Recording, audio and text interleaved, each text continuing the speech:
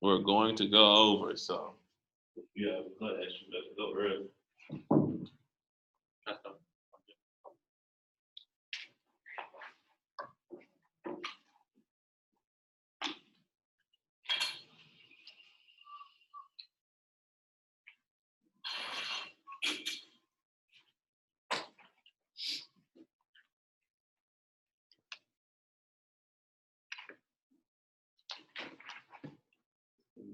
Jackson.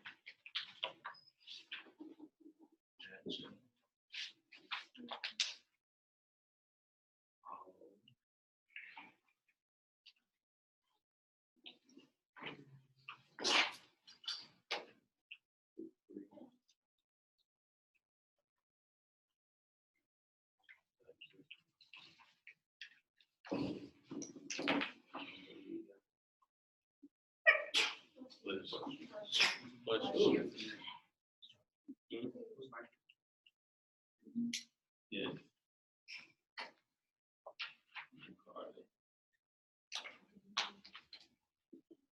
Did you do one?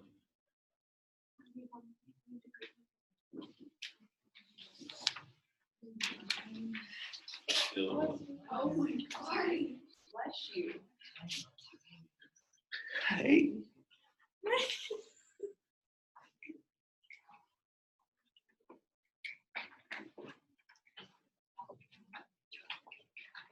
Hello everyone, my name is Jackson Glenn, and today I will be informing you on the college recruitment process.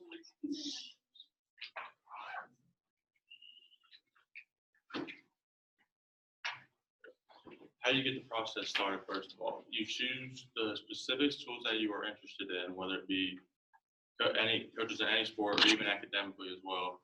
And you email the coaches telling them about your high school and academic accomplishments. Usually people ask, why do you send academic and athletic? Because if you don't meet the grades, you can't play at all. And make sure to include a high school tape that is edited and looks professional, because that's the number one thing coaches look for is professionalism. And they need a highlight tape so they can evaluate you and determine if you fit their system and their program. When does the process necessarily begin? The process can begin at any time it depends on what your talent level is. For me personally, it started around the middle of my senior year, but like people like, for instance, let's say LeBron James or James Harden, their recruitment started like the middle of their sophomore year because they were D1 prospects, and coaches were just all over them trying to get them to come to their school. And make sure you stand out amongst your peers so coaches will notice you, because if you stand out amongst your peers, coaches will view that as a good thing. And then after those steps, coaches will begin to set up official recruitment visits with you. And how do you impress coaches that are interested? You make sure to act with a mature manner.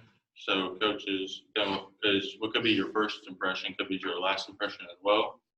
And dress as if you were trying to impress someone, and show them you were a leader on and off the playing field. The coaches prefer that you be a leader more than off the field, because, like I said earlier, in the classroom is the most important part. If you don't meet the grades, you can't play at all.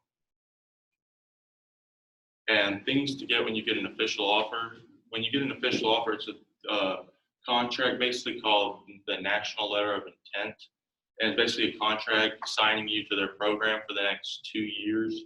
If you go to a junior college or a four-year school, if you go to a four-year university or college. And the things to consider when you get that official offer are the financial aspects. Make sure you have money for room and board, if they offer that as well. And the academic requirements, you don't want to go to a school that you feel like is too much for you to handle academically. And also consider what your teammates are like, because you'll be spending the majority of your time for the next 2 to 4 years with them. And also consider your coaching staff, which is very important, in my opinion, and see what their plan is for you to reach that next level. And every student athlete's favorite day of the year is signing day, as you get together with all of your family and coaches and you sign the national letter of intent. You usually come on campus, or they can come to you at your high school. It depends on the level. And you set up all your classes and financial aid that day to make sure everything is ordered academically come the fall, spring, or winter, whenever you start your season. And then bottom line is you celebrate all your accomplishments on that day, because you worked hard for several years perfecting prep and making sure that everything was perfect with your interviews. That's the end of my presentation. But in conclusion, college recruitment is a very fun and grinding process. It can also be very stressful as well, deciding on which school you would like to attend. Being a college athlete is something that many student athletes in high school always dream of.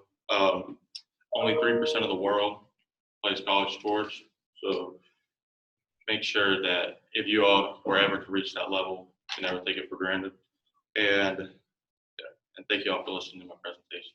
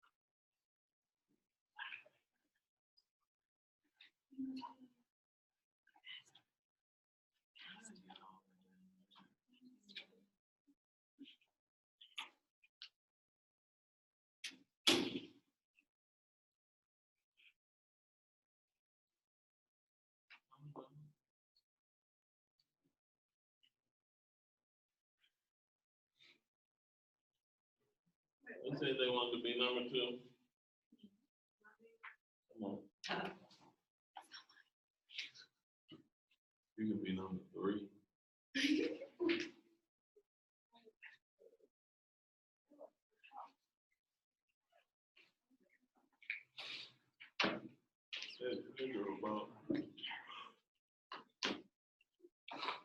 Who is the clicker? There's nothing yet. We're just organized.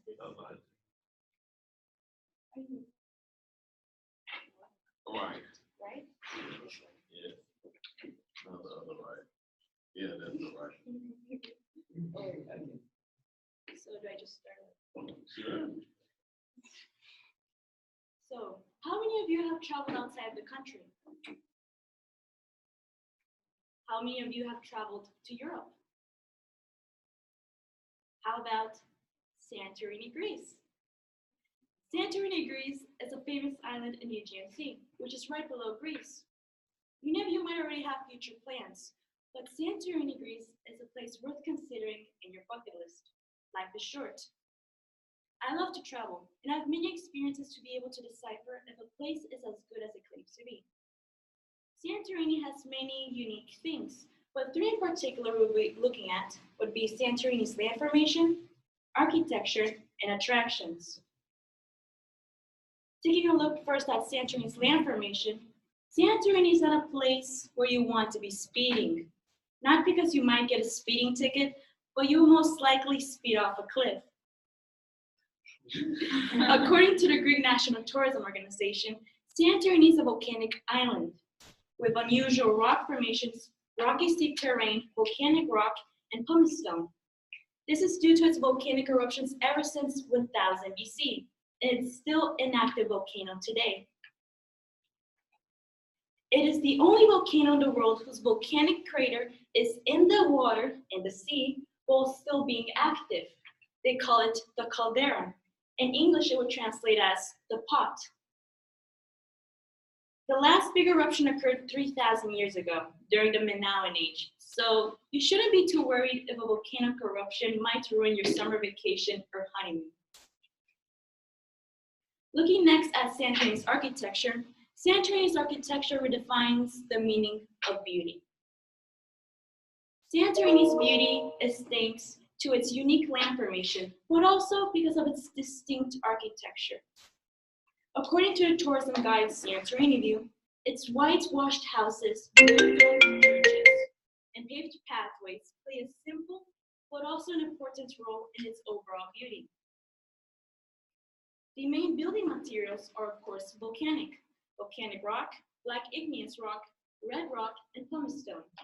As you can notice, the white and blue dominant colors in Santorini's architecture are a symbol of Greece to represent the colors of the Greek flag. In other words, Greek pride.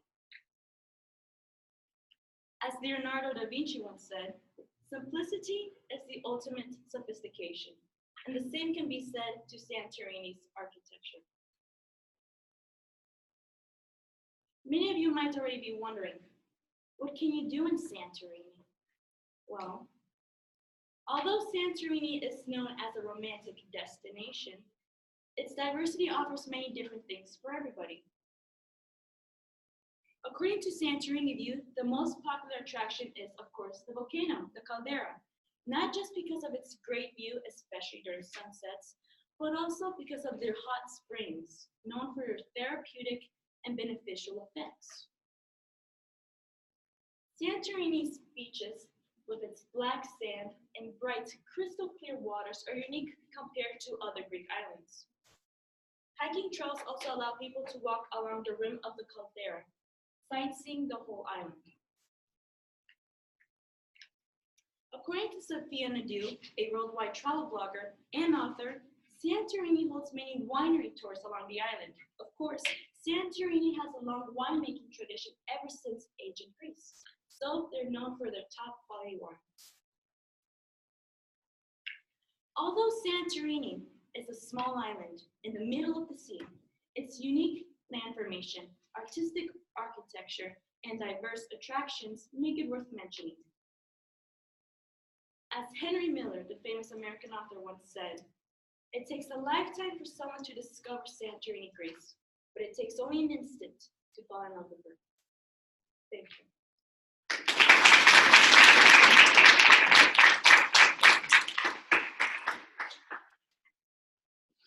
I'm still up here thinking. My wife's birthday is in January. Oh. Maybe that'll be.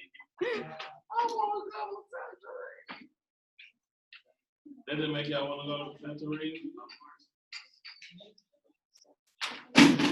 You should have told us about pricing.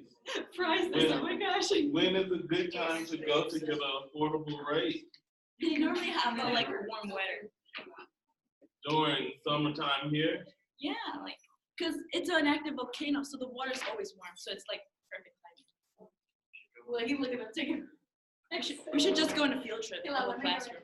Yeah. We should go on a field If trip. I planned it, y'all wouldn't even go. We would go. Who said they wanted to go third? Gil Punt. Skinner, you both said you wanted to go third. Which one is willing to go fourth? All right, I'll go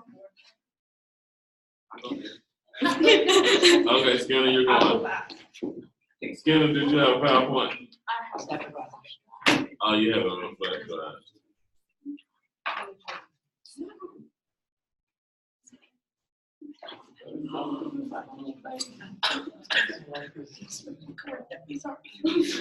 Yeah, it doesn't work.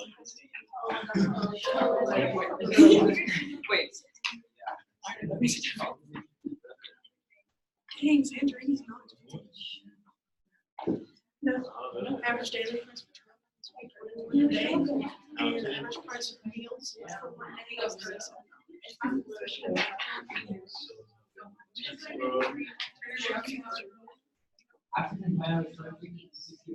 not counseling.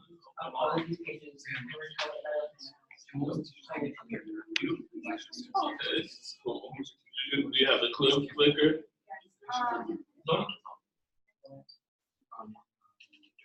Could you check? Mm. I'm not sure. I have.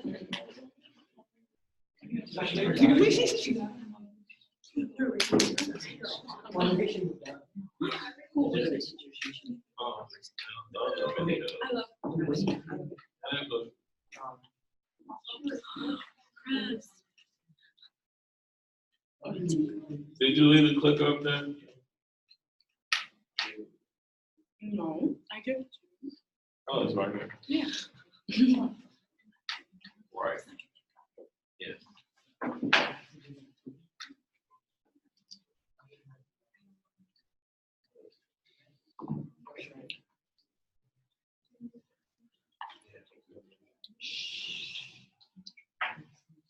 Have you ever walked through a store and saw a crafty looking cord bracelet?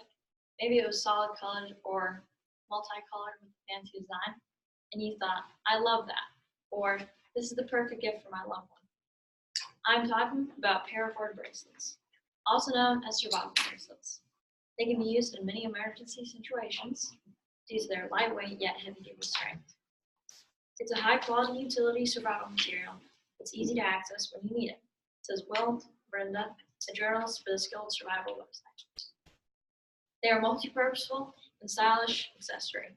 Yet for all their good reviews, they can cost up to $25 per bracelet. Now, these can also be an easy and fun project made in a matter of minutes. This can be a fun hobby for you. It was passed down from my grandpa to my dad and then to me. Today, I would like to inform you on how you can make two types of beginner paracord bracelets. One with a clip, like you see here.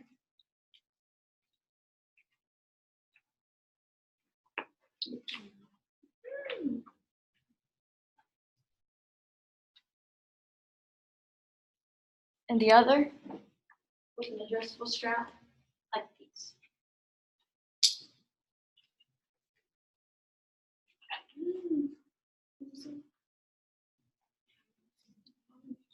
Let's first start with making a paracord bracelet with a clip. The first thing you want to do is gather your materials. You will need a measuring tape, a pair of scissors, a lighter, notice not with the long end but short, one paracord buckle,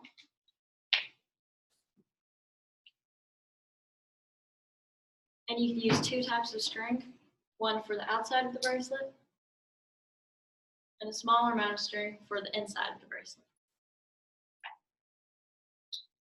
First thing you want to do after you gather materials is measure your base paracord. This is the paracord that will be on the inside of the bracelet that you will put your knots over. First thing you want to do is measure your wrist size. So whatever your wrist size is, you want to add 1/2 inch so that you have room for slack, so when you knot over it, it will not become smaller. You want to have the cord for the inside to measure this, and then you want to have 3 times the amount of string so that you will be able to wrap it around the buckles but still have the long enough size.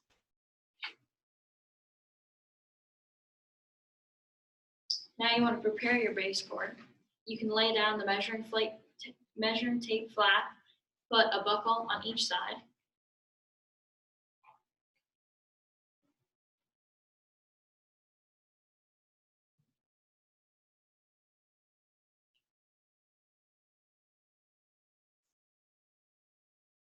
Then you want to take this amount of base paracord that you had just measured, and you want to wrap it in both sides of the paracord. It's best, depending on whatever size of your buckle, to measure it or to wrap it around 3 times. But if you have a smaller one, of course you could do it, a few less times.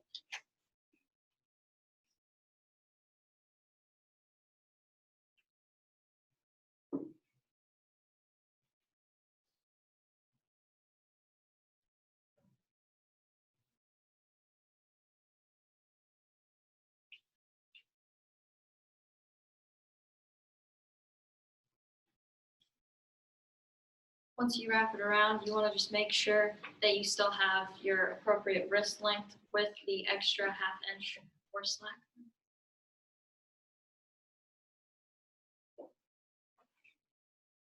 Next, you need to,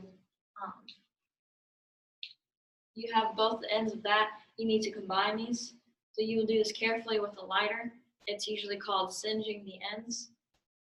So you can just kind of get it hot. And then once it gets hot enough, you put the other end onto it. And then you just kind of hold it for a little bit. And once you're sure that it's going to be cool, you can just press it down with your fingers. But it will be hot, so careful. And then just to make sure that all the extra parts of it, you can just singe it again and then flatten it down. And so that way it's smooth and you don't have a big bump. Now you want to measure the external paracord. This is the paracord on the outside that you will be using to knot over the internal paracord. So once again, you can flatten down your measuring tape.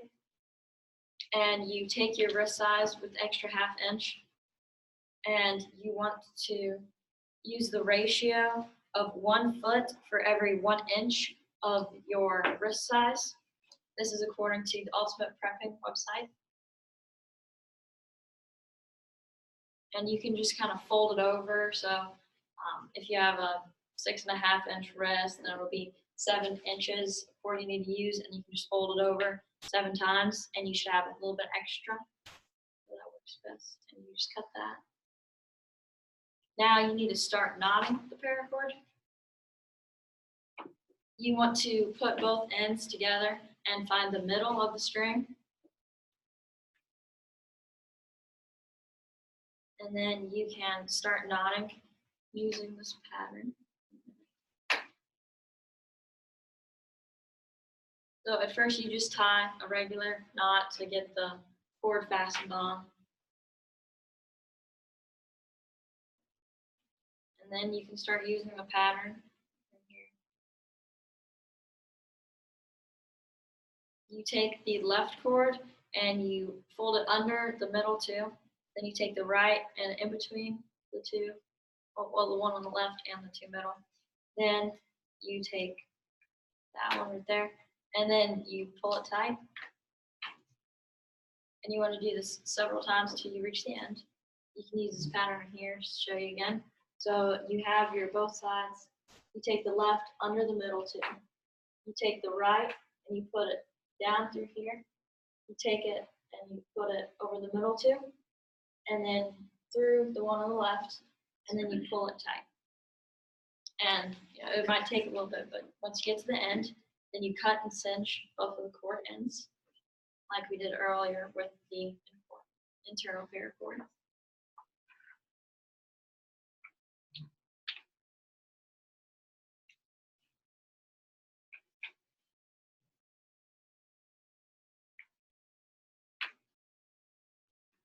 So you cut off the ends.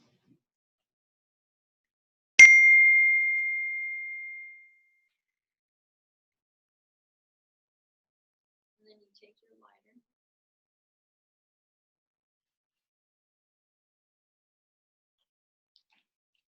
You get the end hot, and then you can just fold it over and press it down with your lighter so that you don't burn yourself. Now that your ends are done, you have your buckle there, you just put on the bracelet and make sure that it's a comfortable size.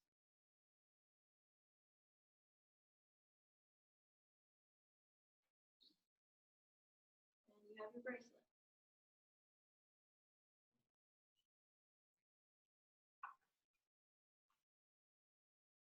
Next, making a paracord bracelet with an adjustable strap. First, you gather your materials. You will need the same things, just without your paracord buckle. Then you measure the base paracord using the same technique as we did last time. Now, once you have this, instead of wrapping it around the buckles, you will pull it apart and leave 2 inches of slack. Then you measure your external paracord. You use the same knotting. Once again, this is the cobra stitch pattern. Then you cut and singe the ends. And then you will cut and singe the opposite ends right here. And then you will tie them together with 2 different knots so that you will be able to pull them apart and adjust them for comfort. Then you have your second pair of clippers. I hope that you have found this hobby as interesting as I do, using these 2 beginner techniques, and that you will have an appreciation for it as much as I do. Thank you.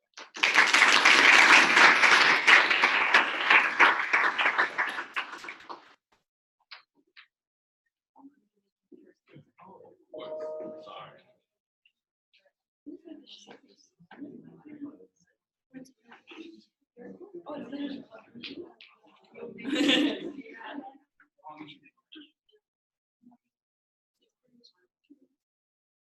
Dude, they sell these in stores. You can just make a business out of this.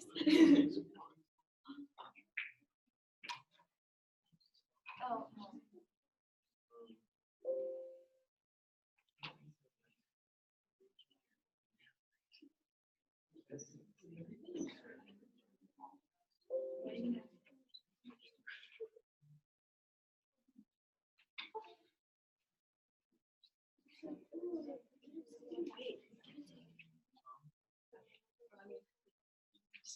It looks cool.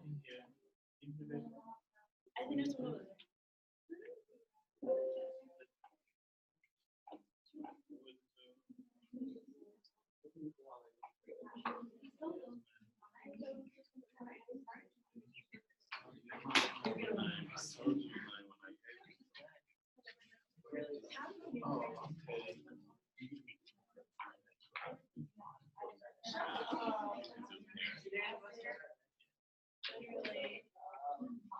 I try.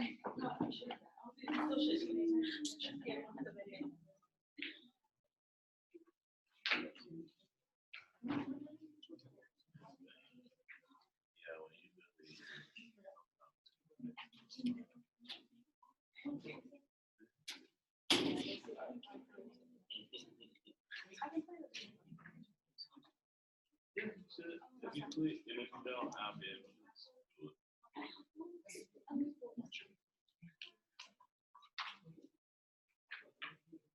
Okay, how many of you like wolves?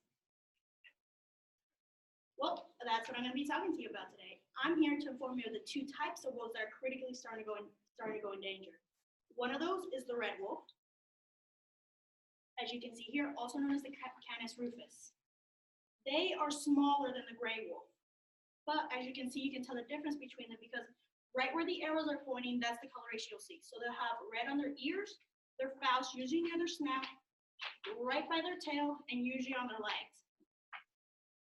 And right here is a size comparison. They grow to be about 4 to 5 feet in length, and they can weigh from anywhere from 50 to 80 pounds. And you'll mainly find them in the Eastern Carolina area.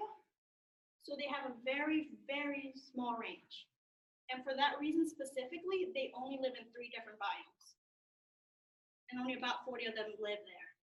So you can find in their swamp biome, which is really good for them because there's a lot of fauna and a whole lot for them to hide and have their dens. The coastal prairies, which is really good for them as well, even though it's a whole lot spacious, it allows them to find their prey much easier. And as well as the forest. But this is where you'll mainly find them as there's more hide and seek. It's more of a hide and seek game for them, especially for their prey. So you'll be able to find them there. Now,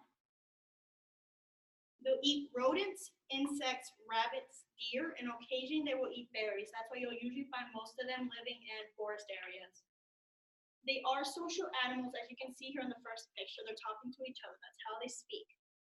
They'll also usually do some other type of communication as well. The main difference between them and gray wolves are they're fiercely territorial.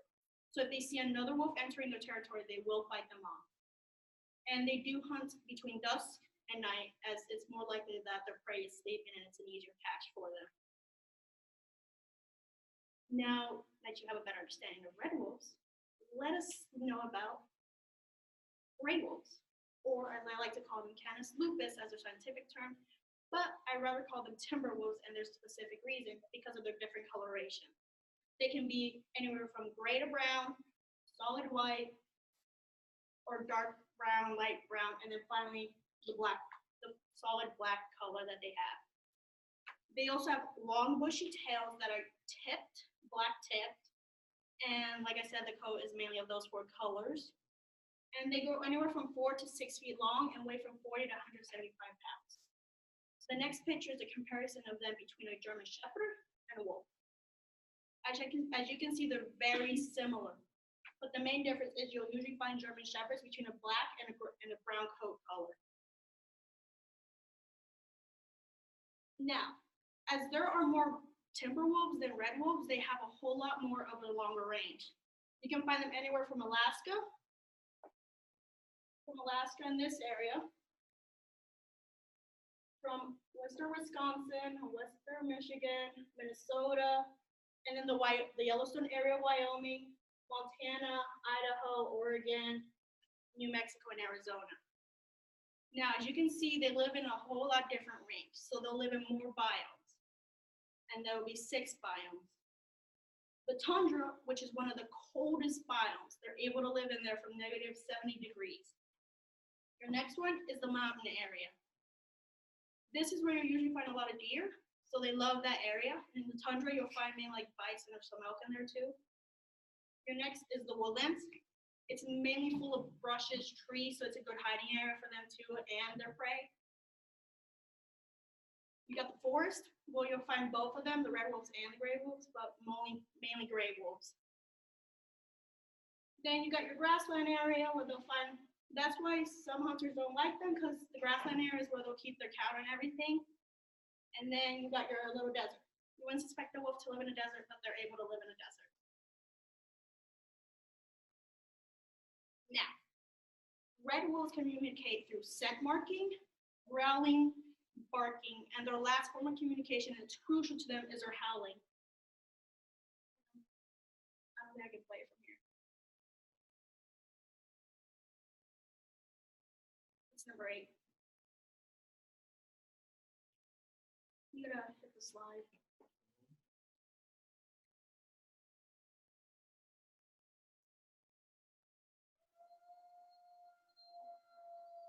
You hear some in the background in a bit, and you'll see they're communicating, but it's very faint.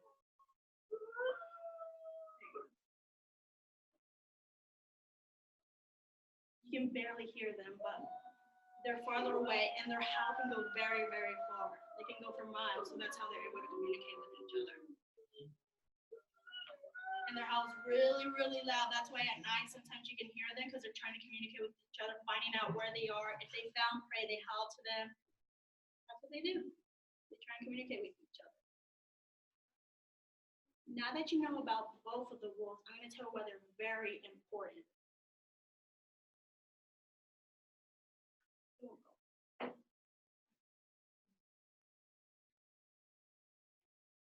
They're critical keystone species.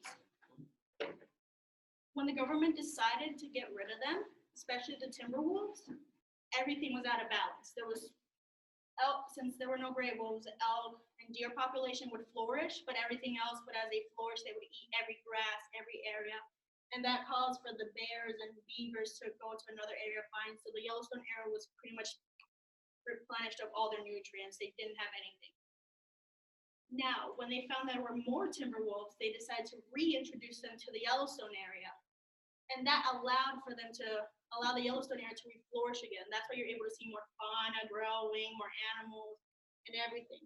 Like, And since there were no wolves, the coyotes were also able to attack more prey and everything. So there were a bunch of coyotes over there. So once the wolf came back, they drove the coyotes off and were able to make sure that biodiversity came back. So that's why they're the critical keystone species. If they're gone, everything is out of order. It's out of control.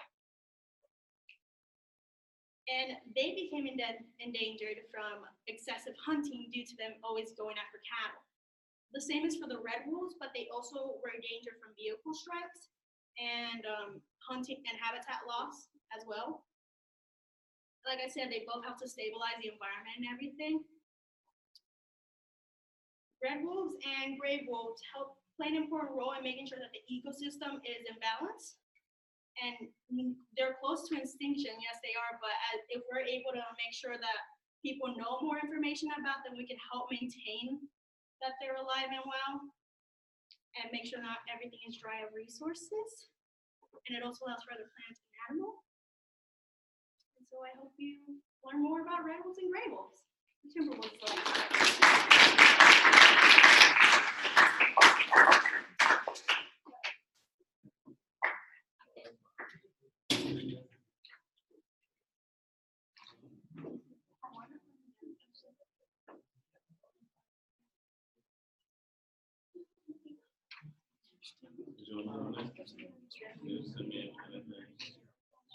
Okay. Do what?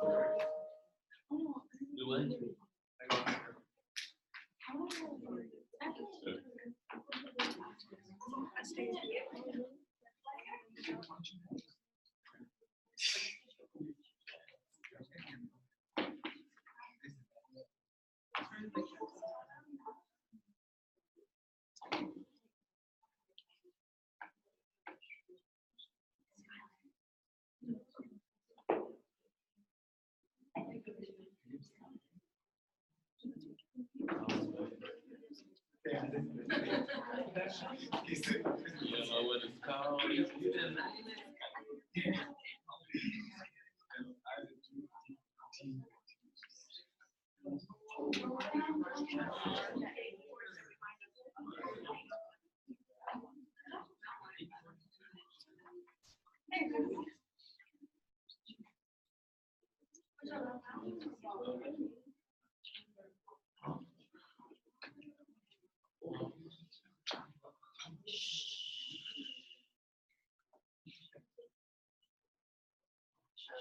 My name is Brooke Foley, and I'm here today to inform you about something that's very important to me.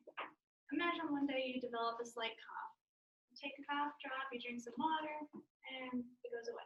But after a few days, you notice it comes back, and it's a little worse. Eventually, you start to get tired. You're sleeping fine, you don't know why, you're just tired. And then you find it difficult to do exercise or physical activities. After a few months, not really paying attention to what's going on to that, you start fainting randomly without warning. You're not hungry anymore, you're losing weight, you can barely walk to your classes without struggling to breathe. Your coughing becomes unbearable.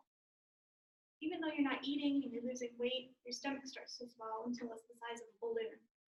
After a few years of going through that, you go into cardiac arrest. This is what many dogs and cats in America have to go through every year.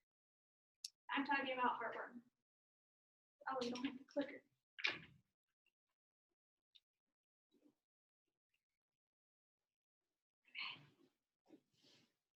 Theraphilaria admitis, or heartworm, is a parasite that lives mostly in the southern US, but has spread to the rest of America over the past few years.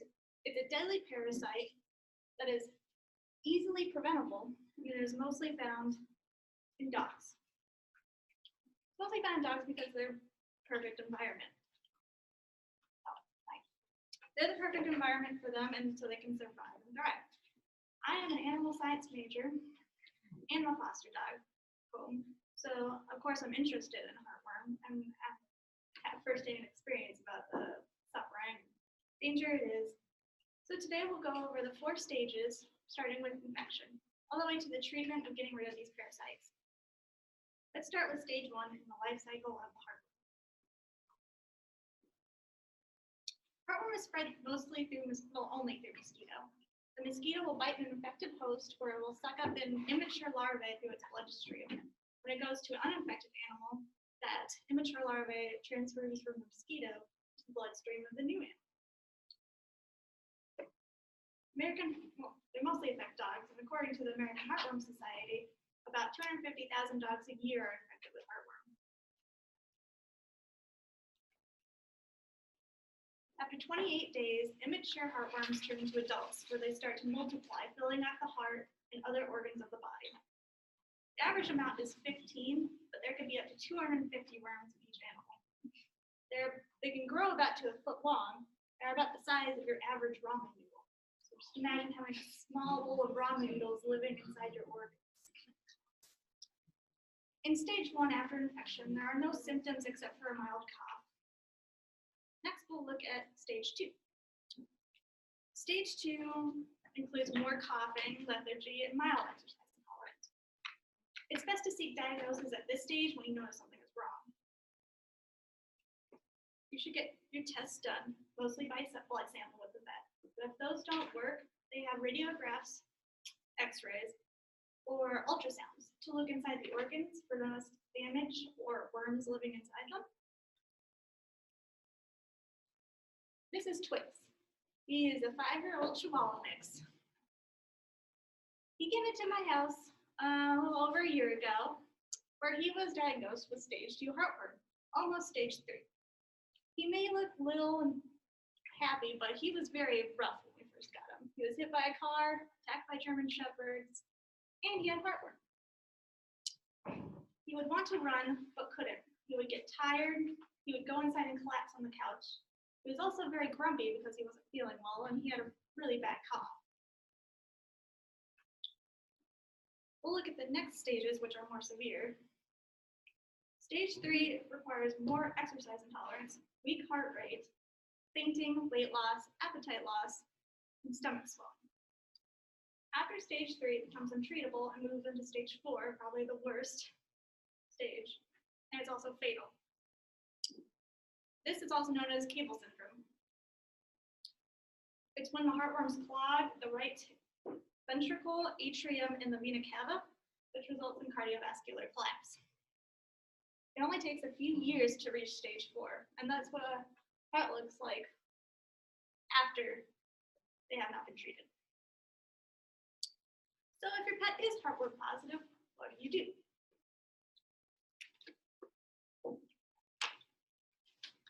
If your pet is heartworm positive, then they can be treated and recover almost completely. Treatment is lengthy, expensive, and dangerous. And even with treatment, there's not 100% guarantee that they will survive. It's about $1,000 just for the medications and injections that are required for your pet to get healthy. They will need complete restricted activity. They will need to be crated. They can't go anywhere for fear of their heart just collapsing.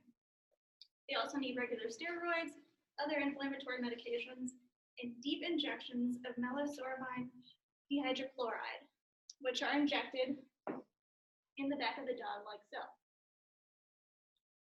It takes about 3 injections for the worms to finally start dying off.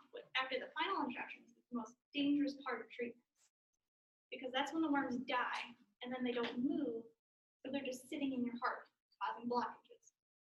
This is when it's most critical to keep your dog or cat from doing or going anywhere.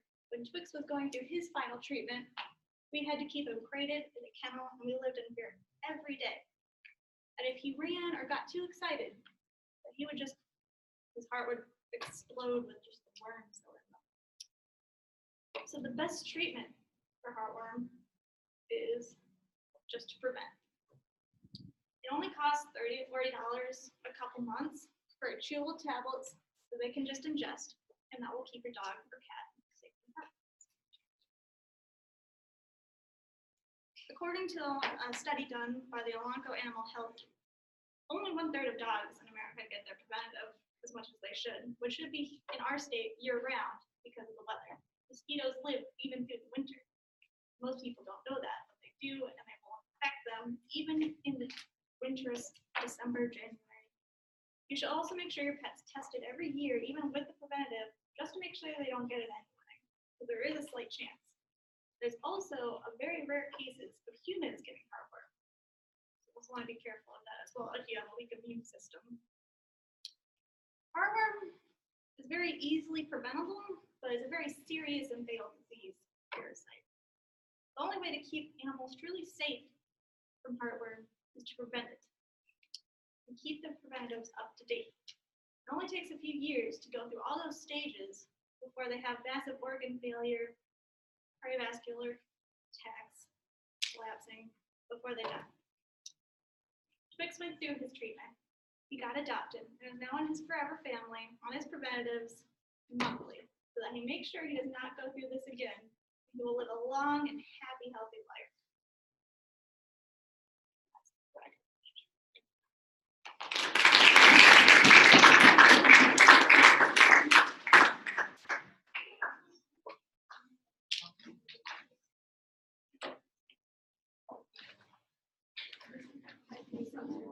Silver.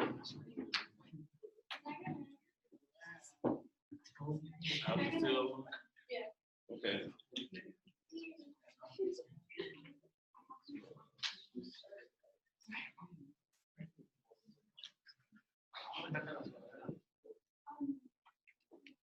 You didn't have a PowerPoint. Yes, sir. You said this.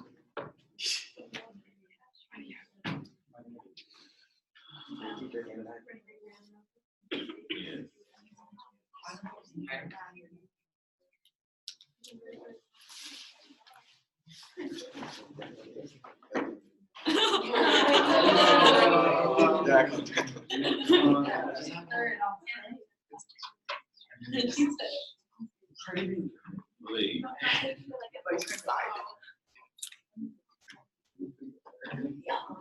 Is it the left or right? All right. Okay.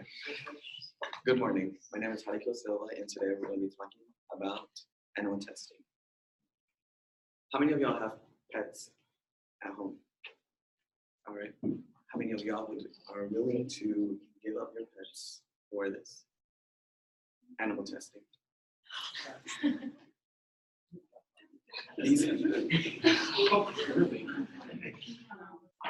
As we know today, medicine has been a topic brought up worldwide.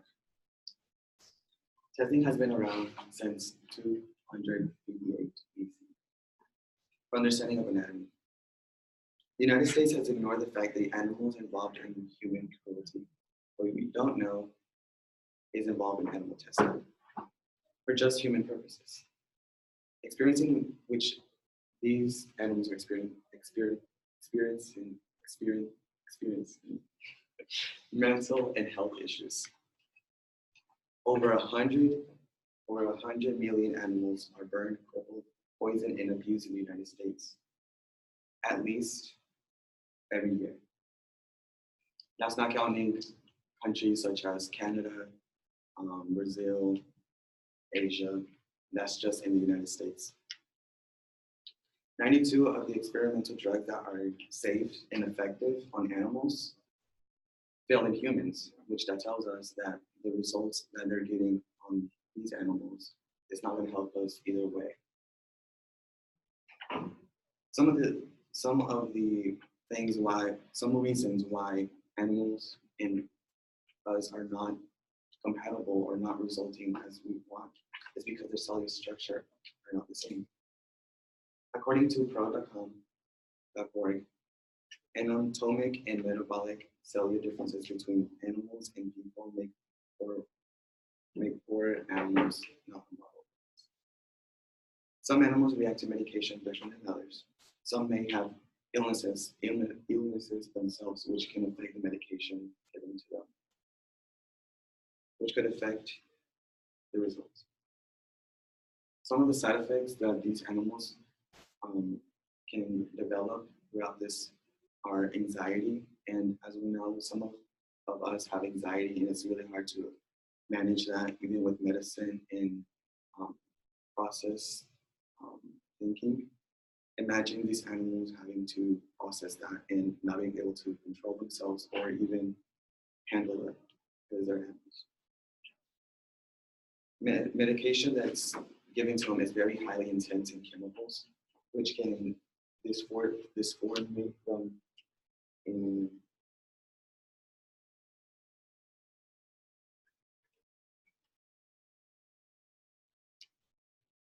and these are just some statistics.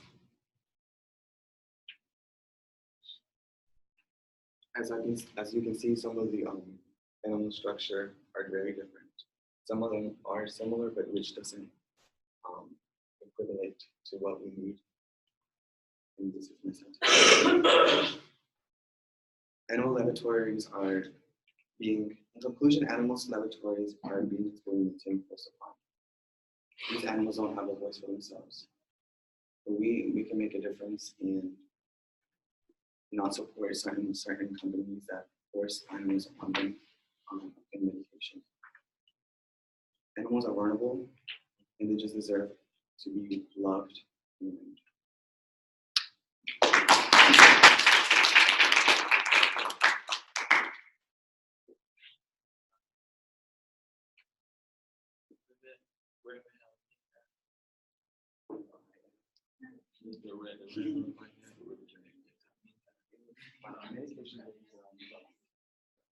if they're trying to keep it off.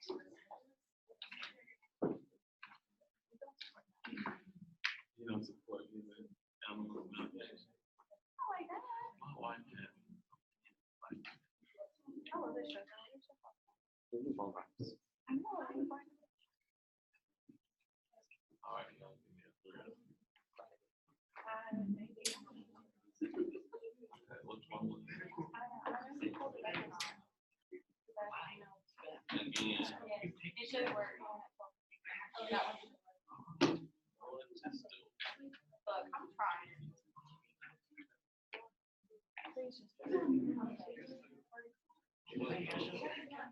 Praise God. Look at Yeah, God. I don't know about foster care. I want a good one like Look now. This is important to me. that's what I told you to do. Exactly. So, Not be excited. I'll try. I get very anxious. I'm very All right, guys. She's about to give us a thrill. So my name is Amber Hatcher, and I'm doing my presentation on foster care. So foster care is something that people kind of know about, but there's lots of different factors that go into foster care. So my question to you guys is, do you know anyone that has been in, or do you know someone personally or through a friend or through a family member that has been in foster care or helps with foster care? So that's a lot of you. It's something that I've been around personally since about high school, but before that it was just something that I had heard about. I never really knew like quite exactly what it was. I thought it was just adoption. But by definition, foster care is temporary custody or guardianship for children whose parents are dead or unable to look after them. So this first slide, this is my cousin Libby. She's been in my life through foster care for almost 5 years. When she was 4.5, she's now 10. She lived primarily with her mother and had visits with her father. Well, there was one day where her mom never showed up to drop her off with her dad. Well, her dad got very nervous because her mom had drug problems. And she was clean for a while, long enough to have Libby, and she relapsed and left Libby in a car in a parking lot so she could go get high. So thankfully her father found her, but her father at the time was unable to take care of her by himself. He lived alone in an apartment, could only take her, couldn't financially support her full time. So she was given up to foster care. She was given to my aunt and uncle when she was almost 5. So she had only been in 1 or 2 houses before she met my aunt and uncle. They adopted her about 3 years ago, and she's been with us ever since. Shortly after she got adopted, when she was about 6.5, almost 7, her mother unfortunately passed away due to a drug overdose. Her birth father's still in her life. She still talks to him. She's very open about the fact that she was a foster child. And through pageants, she's able to help foster children through her community service projects. This is her little sister, Emery. Emery is now 3 years old, and she has been in my life for 3 years. Emery was a foster child, and she was taken away when both her parents got put in jail when she was 5 months old due to drug and gang activity. Emery was officially adopted in 2018, and she will be 4 in January. She has a little brother, but I'm not allowed to put pictures of him because he's still in the foster process. She has a full-blooded biological brother that is also in the care of my aunt and uncle, and they're working to adopt him as well. This next slide is of Cheyenne. This is my goddaughter, and she is in my life through foster care, but her story is a little bit different. Her aunt got full permanent custody of her about 6 months ago, and she was given to her aunt when she was 6 days old due to drug activity. Her birth mother was on a lot of drugs and was not fully capable of taking care of her. So this is basically what foster care means to me. Foster care is my cousins and my goddaughter. They mean the world to me, and without foster care and without adoption, I wouldn't have them. And these are some statistics. Since 2011, the number of children in foster care under the North Carolina Department of Social Services has increased by 25%. As of 2018, there were 17,280 children in foster care in North Carolina. On average, children remain in foster care for 20 months, although 15% had been in care for 3 or more years. Now, normally in foster care situations, they try to keep you in the same house for as long as possible. But certain things come up and you may have to be moved due to safety concerns of the child. If the parents are not in a good state of mind and they are on drugs or mentally unstable, they may try to come after their child. And so the county that child may live in may not be safe anymore for that child, so they have to be switched to a different county.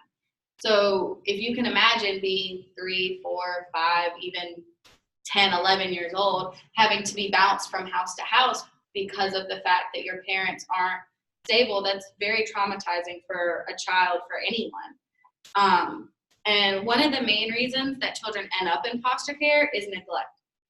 Children can be neglected and mistreated in a variety of ways, leading to an unsafe home environment, both physically and mentally. One of the very sad parts about Livy's story is that when she was given up given to DSS and given to my aunt and uncle, she weighed probably about the size of a 2-year-old at 4.5 years old.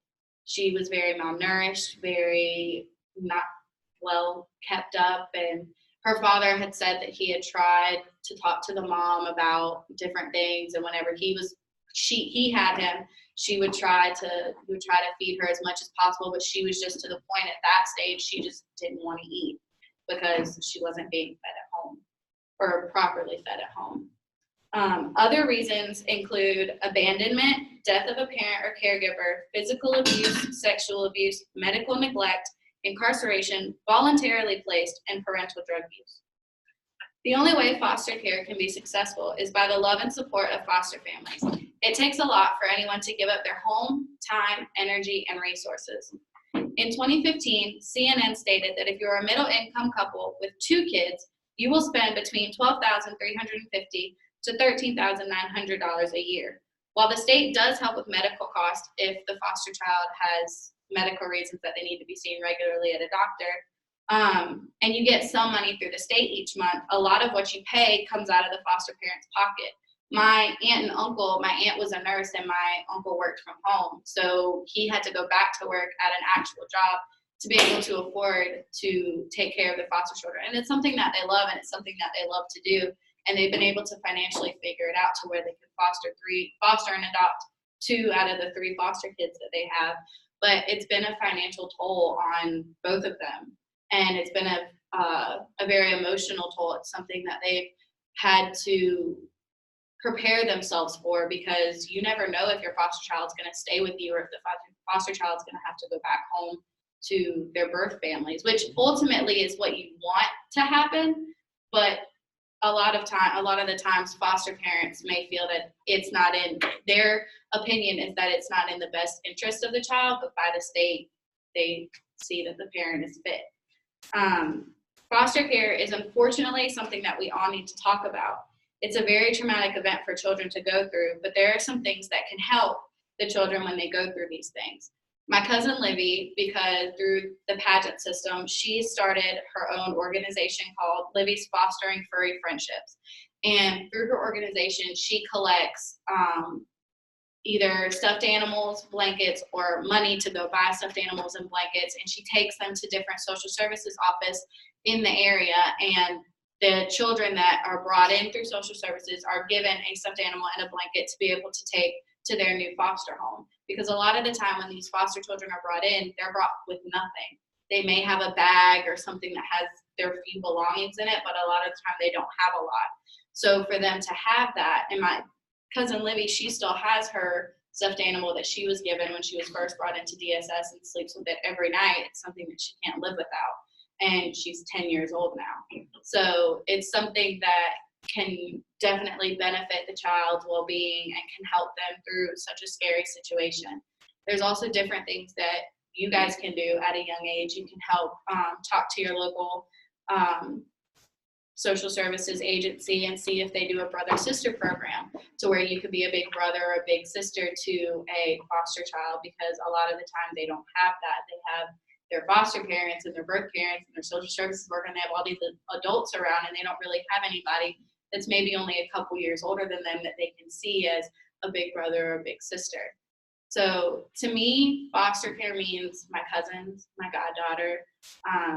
It means family to me. And that's why I feel that foster care is something that should be talked about. It should be normalized, and it should be okay for people to talk about and understand.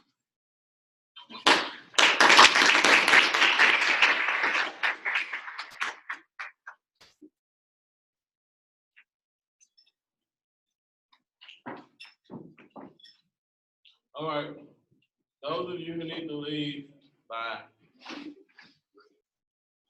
You started, I got a class after this. Oh, you wanna hurry up and do it? Yeah, I got a class after this. It is one of those monsters. Yeah, it's fine. Okay. Are you done? Are you sure? Okay. If you're done with this, bring it up, please. You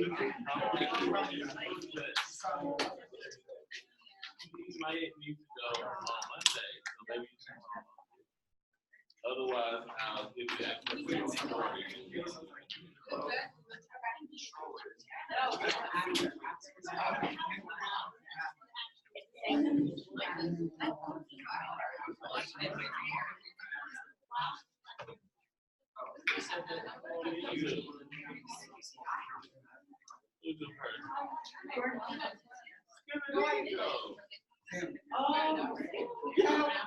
If I stay for your presentation, do I get caffeine?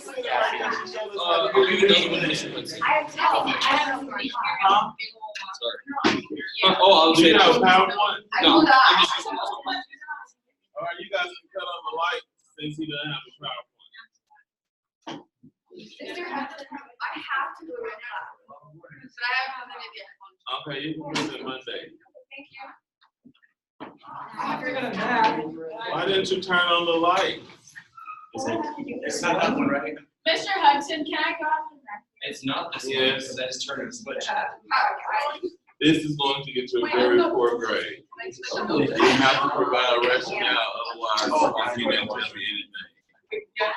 Yes, you have to justify why they got what they got.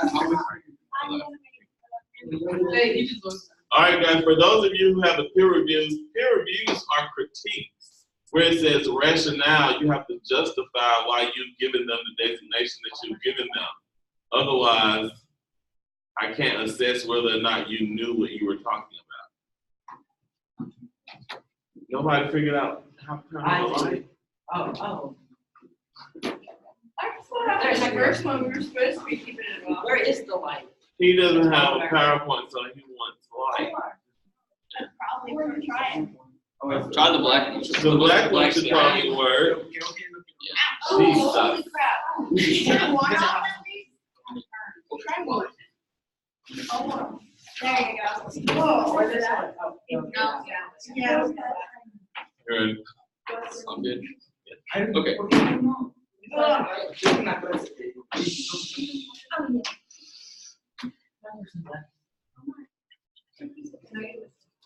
Since 2004, there have been many studies done on procrastination. Out of those studies, it's been shown that 86 to 93% of college students procrastinate on a regular basis. You guys, as college students, and I, as a college student, have these statistics in mind because how many of you procrastinate? Right? Statistically, probably all of you. And most of you guys have heard the conventional speeches about procrastination, right? The ones that from third grade, from your first EOG, your teachers have told you at least one time that you shouldn't procrastinate. Well, I'm in your shoes. I understand that you're going to procrastinate, and it's kind of a challenge, and you like the challenge, but also that you're going to procrastinate, and you're not going to stop. So I'm going to teach you how to procrastinate good. I'm a pro. So, according to many psychologists, there's 15 reasons why some people procrastinate. I shortened that list because I'm going to just do the top 6 reasons just because of the time constraints. Now, the first reason is that work is very boring. You don't want to do work. There's plenty of other things you could be playing video games with your friends, just hanging out, doing whatever you want. But why choose work out of all those things? The same reasons for that you don't want to do the assignment. Why would you choose work over having fun? Another reason is that it's too hard. I mean, if you don't have to do something hard, then why do it? So just push it off until the very end. Sometimes you forget about it. And remembering deadlines is, to me, the key aspect of getting through college, because even if you just turn something in, it's going to be worth a better grade than zero. Another reason is that people don't care if it gets done. In early college, a lot of teachers don't like me because of my mentality that if I had a 100 in Mr. Johnson's class and I told him that I can take the hit, I didn't feel like doing the homework that day, and so that kind of became a big thing, that saying I can take the hit. If I have a 100 in a class, one homework assignment won't get me to fail, so I can take the hit. I can procrastinate as long as I want, and it won't really affect my grade too much. Finally, we like the challenge. Why not? Why not procrastinate? It's kind of fun. You could mess up and completely destroy your GPA. Isn't that kind of nerve-wracking? Isn't that kind of exciting? That kind of gets you more pumped about your work. So another reason is because you like the challenge. Now that we've found some reasons on why people procrastinate, let's look at what happens when it hits us that actually, yeah, I should probably get that work done. When we get down to the nitty-gritty, the first thing you have to do is you got to look at the time. There's a wide range of what procrastination views are. There's some perfectionists that whenever they have 2 weeks left before a deadline, they're deciding, hey, I've procrastinated too much. And then there's people like me where 2 hours before it's due, you're like, hey, I should probably log on to my computer and start. So you have to look at your time, and what you decide is procrastinating. In a recent survey, it was said that 2 out of 3 college students prefer and do pull all-nighters to get their projects done that they've procrastinated on. So, what are some strategies for pulling an all-nighter? First, we have to understand what an all-nighter is, and that's that you're going to stay up all night, or at least until you do finish that, but you're willing to stay up all night. And I found through research and through my own reasoning and experience that there are 4 key aspects that you have to look at when you pull an all-nighter. The first one is your environment. If you fall asleep, that's it. You don't have an all-nighter anymore. So, are you on a chair, or are you in your bed? Are you under a blanket, or are you just cold? Is there a lot of lights on in that room, or is it pretty dim? Well, if you're in your bed under a blanket with the lights off, you're going to fall asleep, and that project won't get done. So, sit in a wooden chair, one that's going to hurt your back every once in a while, be a little bit of cold, and keep the lights on, maybe shine one in your face, just because playing a role, all these aspects really do play a role in whether you have the capacity or not for an all-nighter. Next, you have to look at your start time. If you start at 7 p.m. and try and pull an all-nighter, you're not going to, right? Because you're going to get distracted and you'll probably go to bed at your normal time. But if you start at 11 or midnight, then you'll be able to pull an all-nighter because it's just something about the crackhead energy that hits at about 1 or 2 a.m. that really can drive you through. Next, you have to look at your fuel. I personally run off coffee, Monsters, Red Bull, and self-hatred. Now, there's a lot of fuels that can be going. Some of you might be first-generation college students like me. Now, a lot of times you can use that to your advantage because you're thinking you don't want to disappoint your parents, right? You want to be able to get through this college. You've had this opportunity to get in, so you got to finish it, right? Some people are perfectionists. They don't want to see that B. They want to have an A in that class, and that's going to drive them through. Now, an important thing to look at with fuel is that it's been proven time and time again that sugar causes crashes. That's why when you look at the difference between these two, this right here is sugar-free, and this is not. This sugar-free, or this not sugar-free drink is going to be a lot harder to pull your all-nighter with because when you have a lot of sugar, this actually has 54 grams of added sugars, which totals to 108% of your daily value. In this 16-ounce can, you are getting more sugar than you're supposed to throughout your entire day. That's going to hurt you because, especially equate it to what's coming up. It's spooky season. Halloween's coming, right? So whenever you eat a lot of candy at night and Halloween, you are crashed on November 1st. It's always going to happen because you eat so much candy and just fill up, and then you are gone the next day because it provides short bursts of energy that result in a crash. This is also bad for you, this fuel, because it has 500% of your vitamin B12 intake. I didn't know really what B12 or vitamin B12 was, but I feel like if you get 500% of it from this can, then it can't be that good. So I looked it up, and it's actually linked to diabetes, to kidney problems, to kidney diseases, and with everything else. I mean, it's horrible. So, I come into this class a lot with the Monster, and I'm drinking like 4 in one day, so I know I'm probably going to be gone later. But anyways, there's a lot of them, and it even on the side, it says athletes, musicians, anarchists, co-eds, road warriors, metalheads, geeks, hipsters, and bikers. It shows like a whole list on the side of this can right here about things that, about people that use it to help them focus, but in reality, it can't be the case. You're going to want to go with something that's sugar-free, and this also doesn't have any calories, but it also does not have that much B12 and other harmful things, such as, like 500% of this, 240% of that, and so on. I mean, this is just very unhealthy. You also got to look at your brain breaks when you're pulling an all-nighter. It's been scientifically proven that brain breaks do work. You have to take a time out and catch your breath, but you have to be cautious about how you take your brain breaks. A brain break isn't getting on your phone and looking through TikTok. Now, let me tell you why. It's because it's also been scientifically proven that blue light will make you more tired. When you're on your phone, laying down on your bed, watching the Indian guy build a pool on YouTube for an hour, right, that drains you. That physically drains you. And it's not just because they might be at a boring part in building that pool out of the mud and everything, right? But it's because of the blue light. And it will make you fall asleep. And if you fall asleep during your brain break, you're not getting back up. As Lori, no clue how to say her last name, the Sawtells says, our brains are wired for novelty. In other words, our brains are craving something new all the time. When innovating technology, it's great, but when you need to get something done, when you're focusing on one assignment for school for a bunch of hours at night, it's not helping, and it presents a challenge. All-nighters will probably make you tired the next day when you turn your assignment in.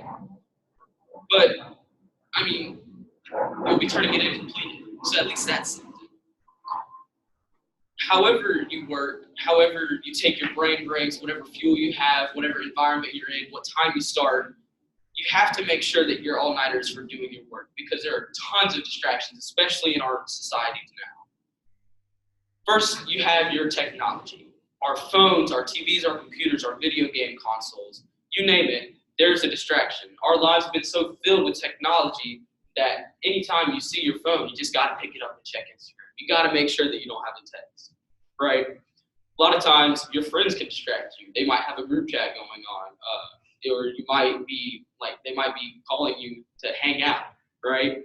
That is an ultimate distraction because your friends aren't doing that assignment. They don't care that you haven't done it yet because they want you to come hang out.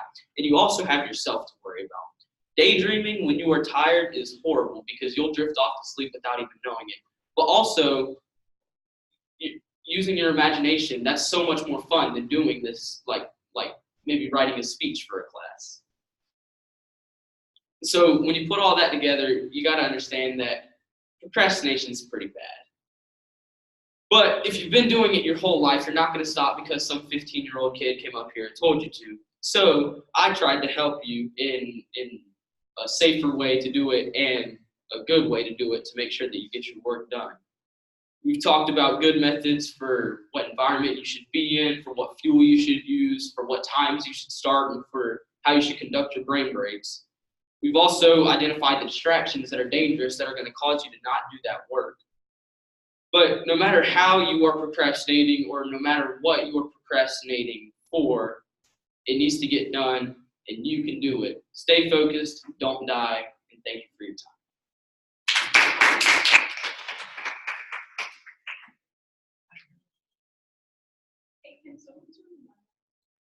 I have a PowerPoint. Where is it? Can I go after Maria?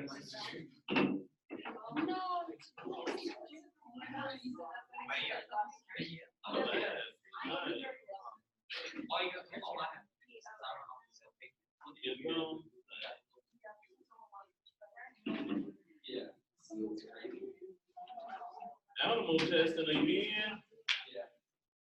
Mr. Hudson, were you serious? Do you want one of these? I'm not going to drink two of these. Right? Yes. Yeah. I want the white one. All right. Yeah. Happy birthday, Mr. Hudson.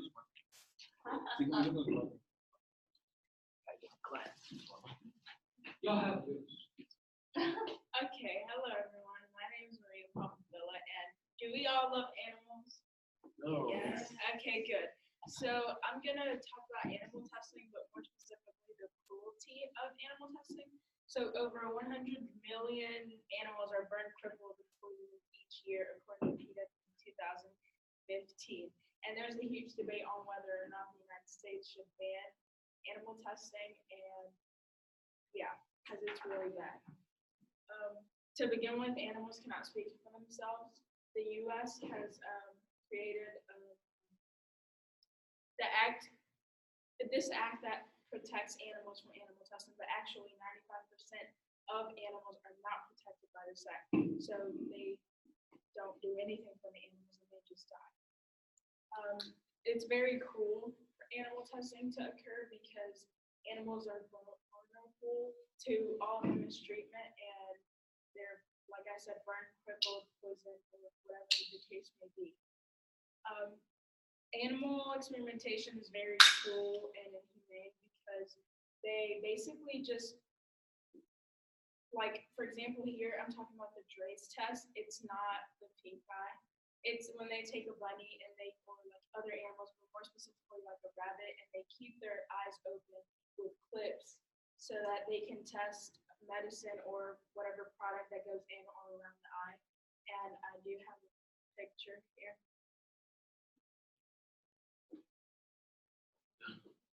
That's what it looks like. And they don't only do that on the eyes, but most time they do it in the eyes, but they do it like around the other place as well. And that's what that looks like. And some divergent methods that would cancel out like animals being tested is like using biotechnology, and that's the way you basically can get like human skin cells into test tubes, and you can test that instead of getting an actual animal. Or you can have also humans, you can have them donate blood as well, and then you can test from there instead of killing an animal for the benefit of the human. And also these methods that are not cheap, they're very expensive. In fact, they're a waste of government research dollars. According to Daniel T. Stimson, over $56.4 million of government funds are spent on animal testing. That's a lot of money, first of all. And some of those experiments, they last years. They don't last days or weeks, they last years. And sometimes they don't have good outcomes. So basically they just killed the animal for no reason. They wasted all that money they could have wasted on, or they could have spent on funding the school, like getting scholarships, helping the homeless, building, organizations to help clean the ocean, because our turtles are dying. And that's just a lot of money that shouldn't be spent like that, and especially not killing animals. And there's even a lot of sources that say that organizations that don't use animal testing, they get better outcomes most of the time than the ones that actually use animal testing. So that's better. In conclusion, I think animals deserve to live, be respected, and loved. It should be illegal to animal test, because why would you want to kill animals?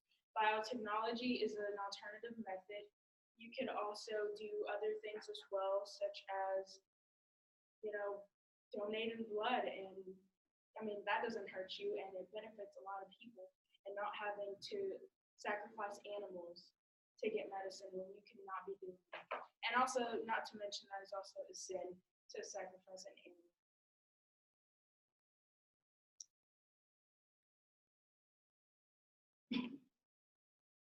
And you can also save millions of dollars, as I said before, to donate to other things and not kill animals. So in conclusion, please take care of our animals if you love animals. And is there any questions? Okay, thank you for listening.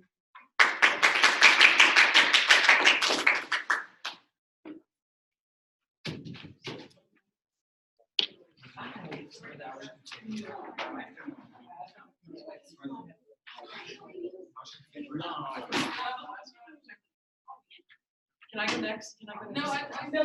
I have two. Lay you up, take your slide. No, it's not that. My speech is pointless if there's only.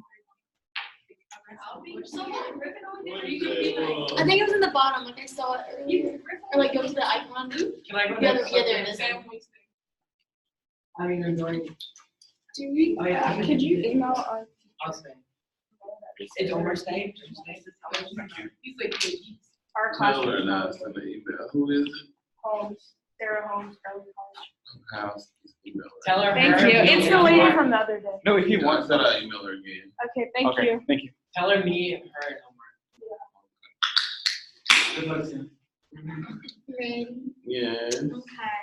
So hello everyone, my name is Samantha Guthrie, and today I'm going to be informing you about the stenography profession and the types of machinery and tools that is used in this type of career. So to start off with a little bit of background and history, when I say ultrasound, you guys probably think of babies. That's the automatic go-to. Although this is correct, the concept has become something that the world automatically just knows about it. While really it can be used to see brain functions, blood flow, internal organs, and the heart. And this very unique career has more ways than one of improving the lives in healthcare. So back to the history, sonography, actually the use in the medical world is less than 100 years old, starting in the late 19th to earliest 20th century. The first use of ultrasonic waves was to detect enemy submarines, and they later turned this into the concept of radar, which formed the foundation of ultrasound. And in the 1950s, a guy named Carl Dusek was the first to use ultrasound to locate a brain tumor. With these quick advancements all through the years, sonography has become one of the most widely used practices in the healthcare in the world today, with two forms, medical and cardiac sonography.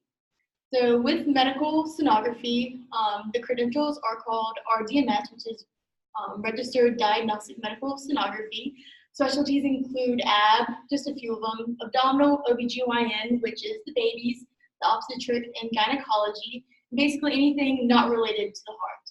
And then you have cardiac, which is RDCS, Registered Diagnostic Cardiac Sonography, which includes all the heart and the vascular systems. And the cool thing about cardiac is, as well, they can assist doctors in medical procedures. They usually do it for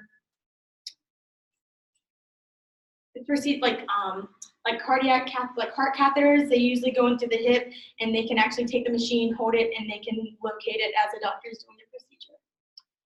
Now we're doing types of imaging. There is 4 different types, major types. The 2D that we see with obstetric, which is the babies, that's just the flat one, which is just a cross-sectional plane. Then you have 3D, which is formed by many different angles of the tissue. It's a lot easier to read because you can see the definition in the baby. The next is 4D, the 4th dimension being time. And this is better to detect abnormalities. You can see a lot of definition in the baby's cheek, face, arms. And the next is Doppler. Doppler measures blood flow, how fast and what direction it flows, and it is in color. So the imaging is really important, but that's only half the process. And to construct these images, you must have the tools to do so. So the tools to do so are called transducers, also known as probes. And to get these to work, you also need the gel. So the gel usually is warm or cold, it just depends. And this actually creates a bond between the skin and the gel to limit the number of air bubbles, because sound waves has a really hard time of transferring through the air. First, we have linear, which is mainly used in vascular, and it's best used for superficial tissues such as the liver, large and small intestines. Next, you have curvilinear, which has a wider footprint, which is the blue part that you see there, and it's best for abdominal imaging. Next is phase array, which is smaller rectangular. This is best used between the ribs to image the heart. And then endocavity, which is inserted, and this is best for close-up inside images. So sonography is an amazing profession that I feel like a lot of people only limit to one thing as babies, but I feel like it's used in such a wide variety of ways in healthcare and diagnosing and treating many different disorders. I believe it has advanced significantly throughout the 70, 80 years that it has been around in the medical world. And I feel like along with the help of the transducers and all the imaging, I hope that you see that this unique career advance even further in the future.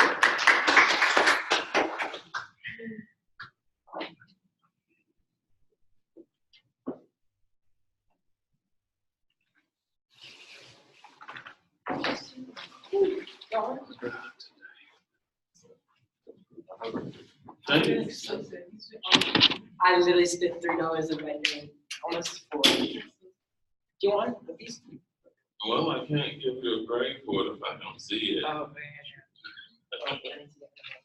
I'd have to take 15% of your grade off. Suicide. Yeah, it's fun. Oh, not really. Not really. Suicide is fun. No, I didn't mean it like that. Like it's a fun topic to like talk about. Just I'm gonna stop. Make it any better. Everywhere. I mean, I can pull it up. Has to be like a really big thing now. You see so many people with the semicolons. Do you know what tattoo? Yes. Oh, I was confused. Okay. So, how many of you had a struggle to find your topic? A large audience of you. Okay, so I kind of had a struggle to find my topic for this speech. I was going to talk about, health and eating healthy. Something generic, something that I know I would have a good grade on, something that I've done before, something that, I started to think about before, but I started to think and I realized that we should be speaking about something that really matters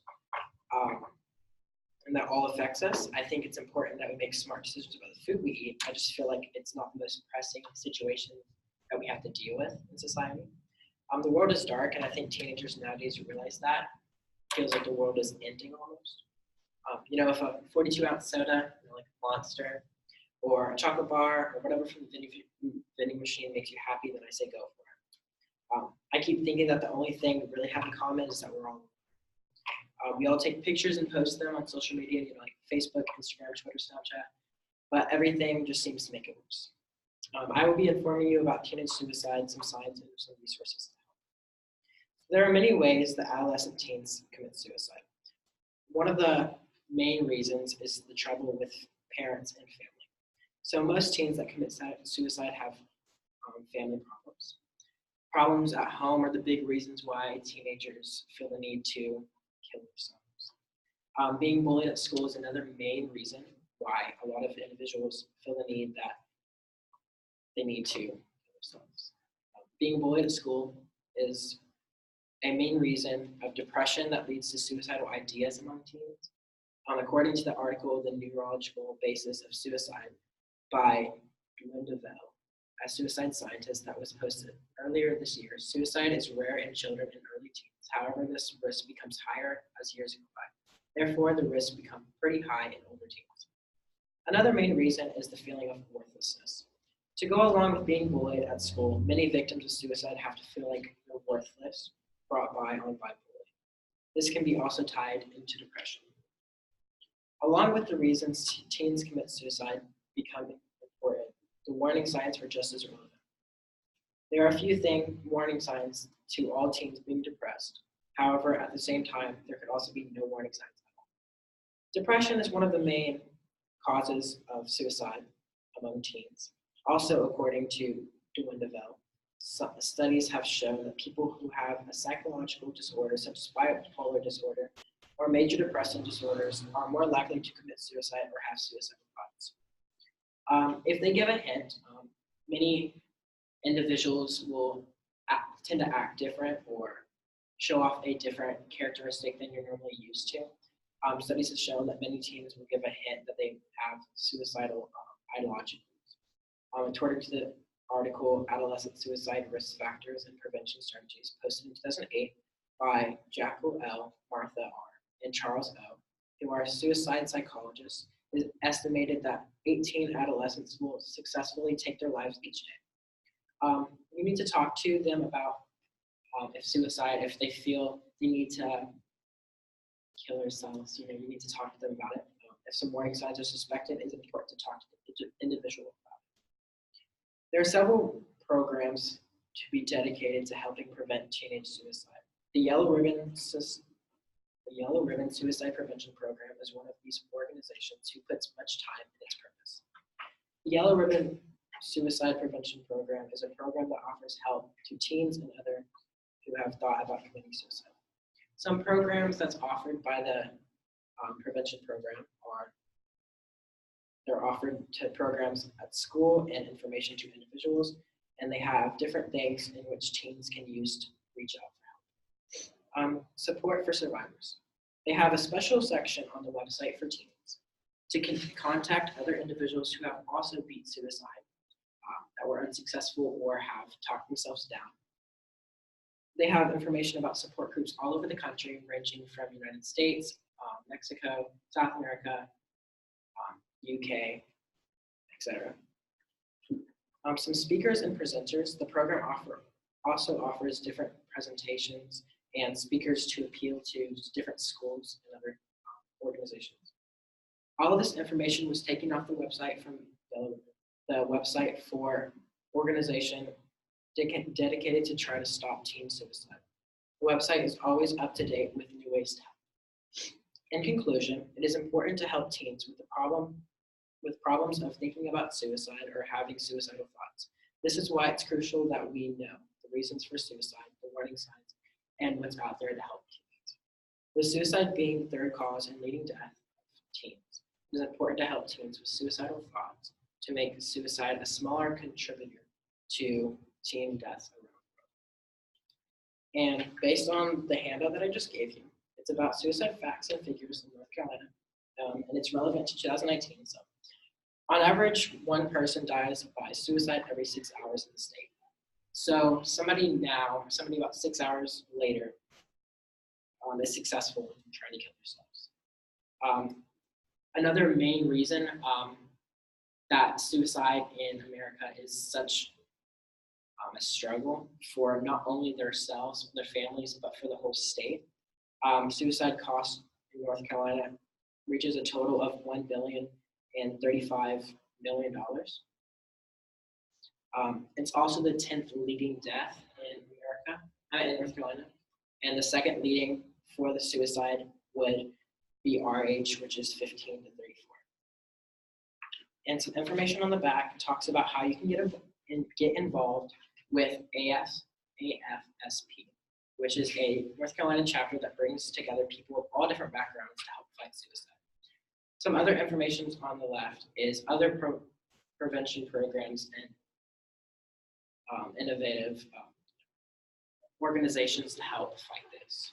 If you have any questions, you can always contact AFSP or the Yellow Ribbon program that I was talked about before. Thank you.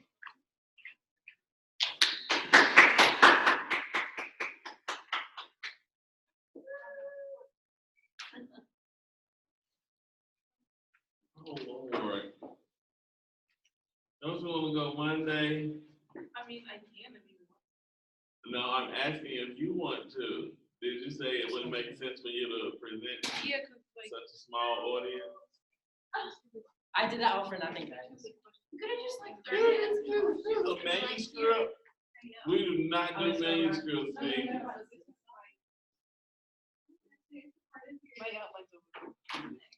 That's a whole manuscript. Okay. So what do you want to do? Whatever makes you most comfortable. I know, maybe you don't want to wear your clothes.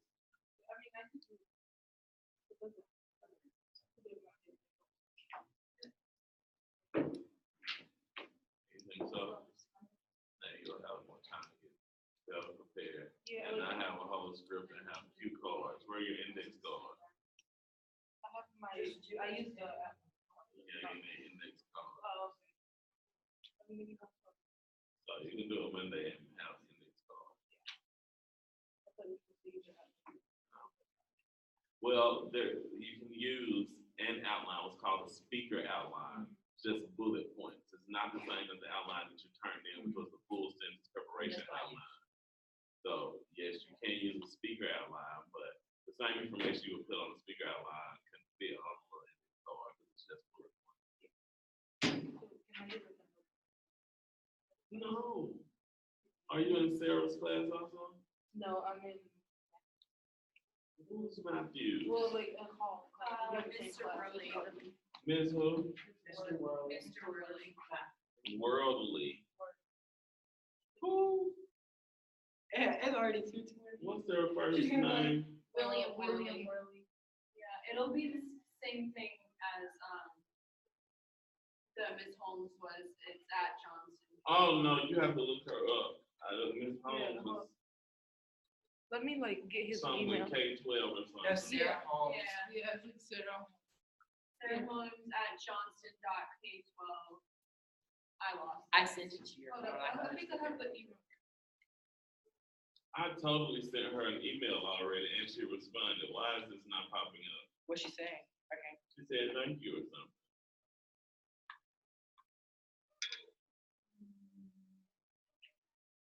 Who was in Ms. Holmes' class? Me, Omar, and Maria.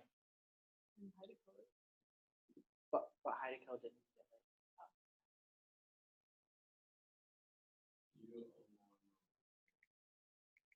I can just give it to you. When did I email that lady?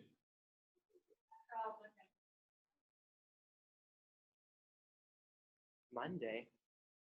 Yeah, he emailed her on Monday.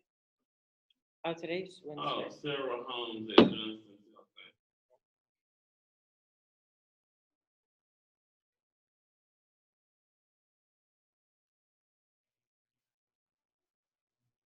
Mm.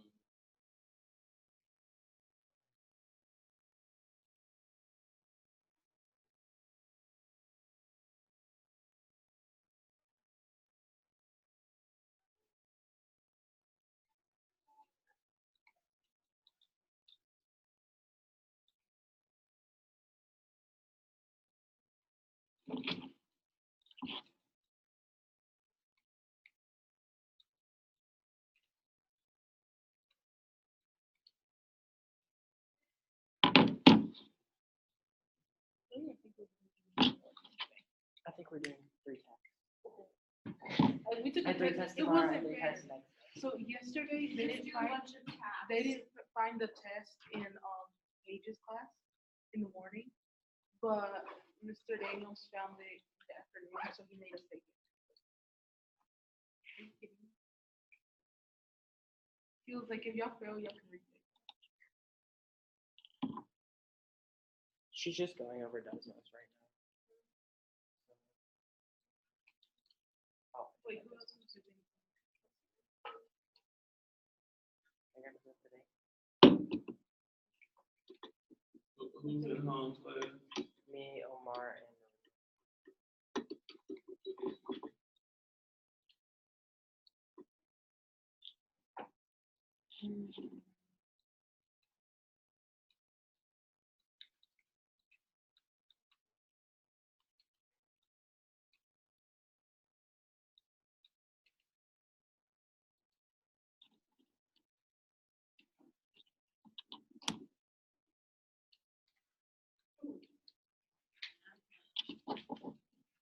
You're done.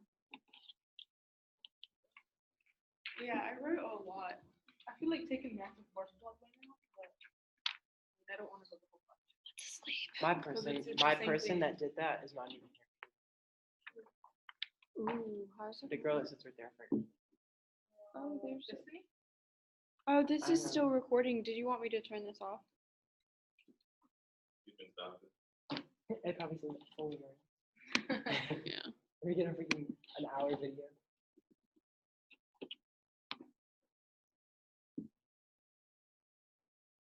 She didn't say anything to me yesterday. She said that she